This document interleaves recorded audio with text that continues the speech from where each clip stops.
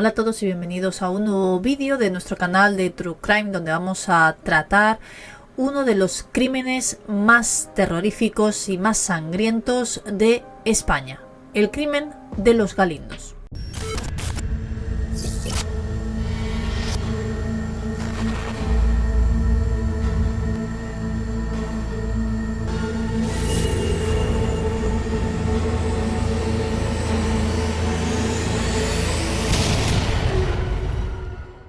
Fue uno de los crímenes más horribles de toda nuestra crónica negra en el país, de la cual incluso hay libros, películas y ahora mismo una serie que podéis ver en Telecinco que se llama El Marqués, donde reviven todo lo que sucedió o lo que se supone que sucedió aquel fatídico día del 22 de julio del año 1975 en el municipio de Paradas, en Sevilla. A día de hoy, a pesar de que han pasado ya 50 años, casi podemos decir que es uno de los únicos crímenes perfectos que todavía no se conoce quién o quiénes pudieron realizarlo. Hablamos de un 22 de julio del año 1975, con un sol y unas temperaturas casi abrasadoras, 49 grados a la sombra, una tarde de verano, donde se encontraron 5 cuerpos que habían sido brutalmente asesinados. Hablamos de el capataz de la finca en cuestión, Manuel Zapata, junto con su esposa Juana Martín, el tractorista Ramón Parrilla y los recién casados Asunción Peralta y José González. Los 5 perdieron la vida. Ese cortijo cuenta con 400 hectáreas, uno de los mejores equipos agrícolas de toda la zona en aquel momento. En esta finca se cultivaban tanto girasol como trigo, como una parte de olivar. En ese entonces, ese día, Antonio Fenet, uno de los trabajadores de ese momento en la finca, le costó percatarse de que de una zona de la vivienda en concreto estaba saliendo humo por esas grandes dimensiones que tiene la finca. Ese humo se localizaba a unos cuantos metros donde él estaba trabajando en ese momento, a pesar del sol abrasador que caía.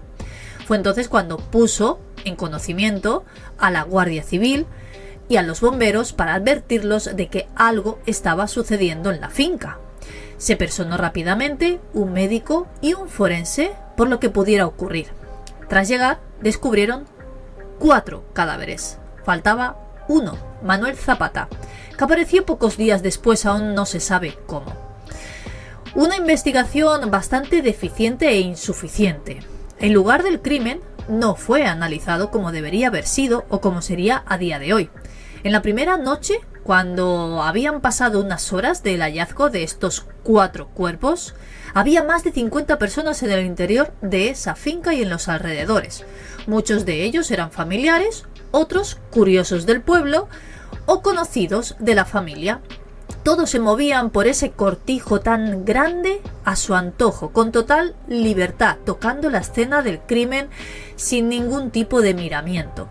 Ni siquiera la Guardia Civil había limpiado la zona para adecentarla y que no saliera, por ejemplo, tanta sangre en la prensa, porque estaba también esa finca repleta de periodistas haciendo fotografías y vídeos para que se viera absolutamente todo.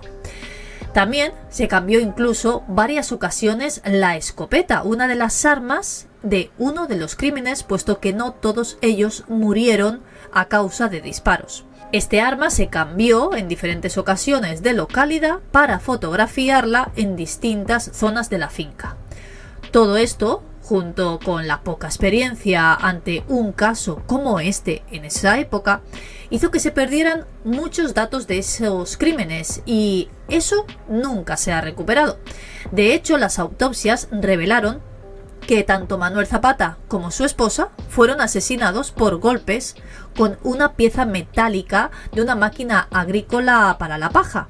Por otro lado, Ramón Parrilla se conoce que murió a causa de los disparos de esa escopeta, mientras que Asunción Peralta y José González fueron también golpeados hasta morir, al igual que Manuel y su esposa. Después de esto fueron quemados, ese fuego que os he dicho al principio del vídeo, que encontraron encima de una montaña de balas de paja los dos cuerpos de Asunción y José. Se realizaron dos autopsias distintas, la primera tal y como se conocieron esos crímenes y la segunda en el año 1983, donde no aportó ninguna nueva luz a un crimen tan macabro. Manuel Zapata, os he dicho que tardó unos días en aparecer su cuerpo. No se sabe cómo, en un lugar donde supuestamente ya habían pasado toda la policía, se encontró su cuerpo entre dos olivares, tendido en el suelo. Una investigación bastante deficiente, sin bastantes fuentes oficiales a las que remitirse, puesto que han pasado 50 años de esto. Las teorías iban cambiando durante los años.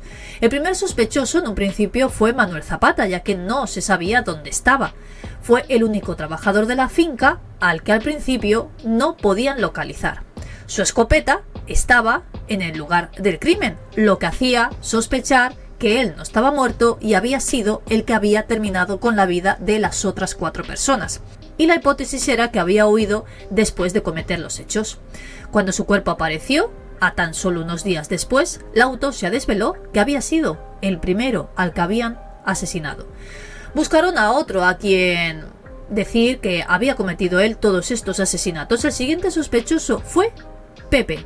¿Cuál era el motivo? Pues un posible crimen pasional, así es como lo dijeron la policía en aquel entonces.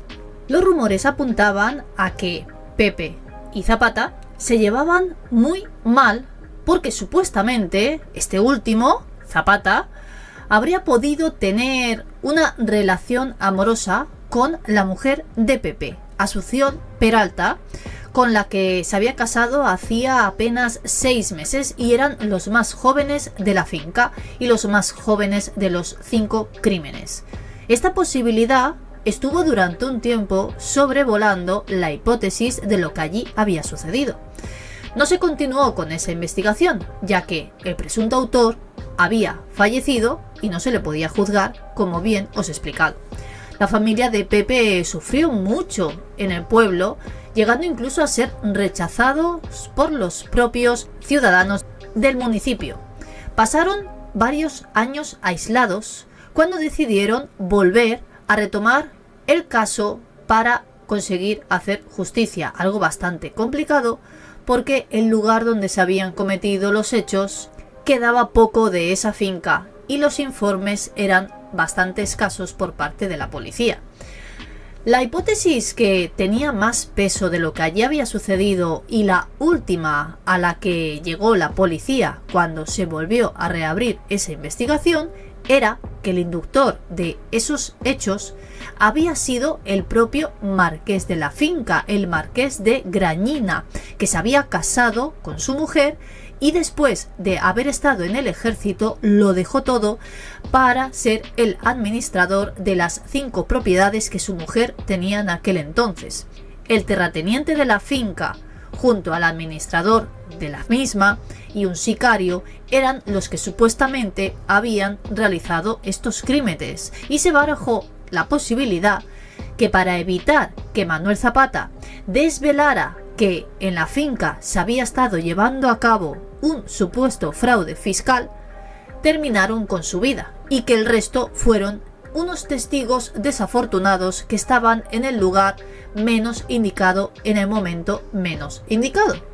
El propio hijo del marqués, Juan Mateo Fernández de Córdoba, tras pasar muchos años de aquel suceso, publicó un libro llamado El crimen de los Galindos, toda la verdad, en el que él mismo exculpaba a los asesinados de ninguna responsabilidad e incluso ponía en el ojo del huracán a su propio padre de esas 5 muertes.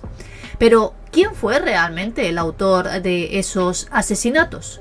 A día de hoy se desconoce. Han pasado 50 años y todavía no se sabe y seguramente no se sabrá qué es lo que sucedió. Unos crímenes que además están prescritos, cuando pasaron 20 años de lo sucedido.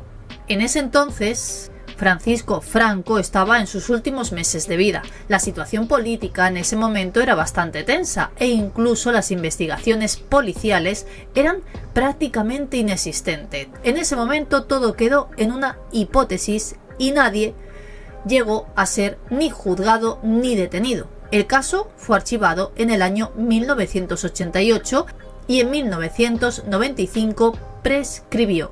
De hecho, finalmente había un informe de más de 1000 folios en el que se detallaba absolutamente todo lo que se suponía que había sucedido en la finca Los Galindos, que desafortunadamente también ha desaparecido hace unos cuantos años, cuando en el municipio hubo un fatal accidente en el juzgado donde se guardaban.